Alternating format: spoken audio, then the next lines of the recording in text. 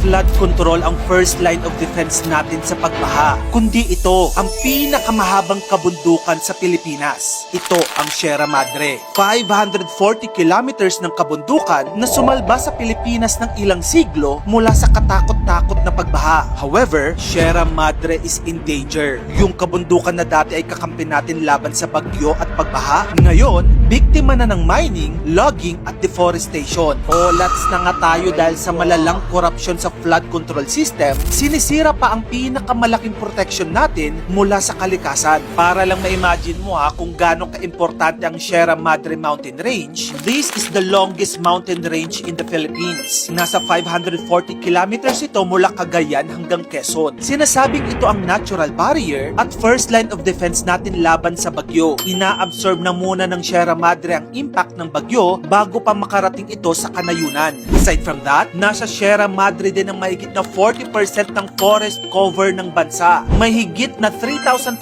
species ng halaman at 58% nito ay endemic. Ibig sabihin, sa Pilipinas mo lang makikita. Nagsisilbi din ng Sierra Madre na carbon sink. Umihigop ng carbon dioxide. Tumutulong para bawasan ang init. Kung sisirain mo ang Sierra Madre, mawawalan ang Pilipinas ng pinakamalaking proteksyon niya. Mula sa pagbaha, landslide, flash floods, lahat yan magiging posible na.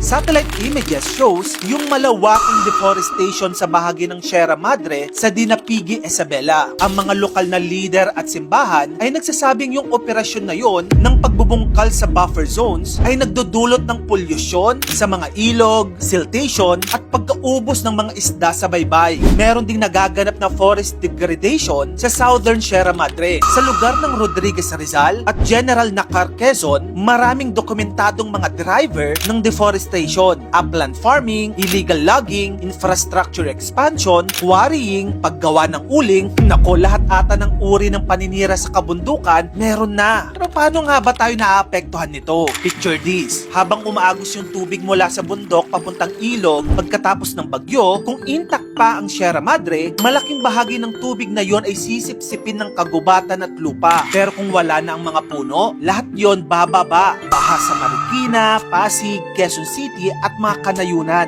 Yung mga magsasaka nga sa Cagayan Valley, nagsasabing tuwing may mining, nagiging brown daw ang ilog nila. Ang sediment ay sumasama sa tubig dagat, nalulunod yung mga isda at ang pangkabuhayan nila ay nawawala. Pero alam mo ba ang mga unang biktima nito? Yung mga lokal na tribo sa Sierra Madre, lalo na ang Dumagat at iba pang indigenous communities. Dating kanila ang kagubatan na ito. Ngayon, pinagkaitan na sila ng sarili nilang mga lupa. So yun na nga mga kamagkano. Sierra Madre, hindi lang simpleng kabundukan yan. Ito ang ating kalasag. Kung pinapahintulutan nating sirain ito, inaalis na din natin ang proteksyon laban sa baha at bagyo. Time is running out. Save Sierra Madre. Kung gusto mo pa na mag-ito pang klaseng content, dito lang yun sa channel ko, kaya follow ka na. Mag-subscribe ka na rin sa aking bagong YouTube channel. Yun lang, maraming salamat sa panonood mga kamagkano.